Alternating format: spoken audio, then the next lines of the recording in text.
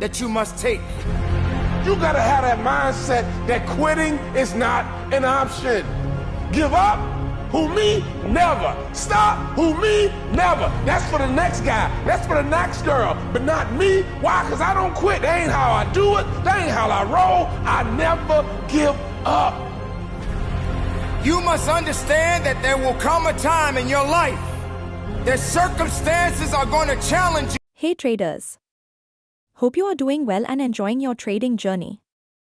The market is always full of opportunities if you know where to look. Right now, the price is at a strong support level, and we can see rejection from this area.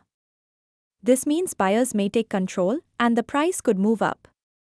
If this level holds, we might see a strong upward move. This is the kind of trade that smart traders wait for. Now, the most important part: where to enter, where to put stop loss, and where to take profit. These details are shared in our private group. If you want to trade on your own, that's fine. But knowing how to place stop loss and spot rejection candles will make your trades much safer.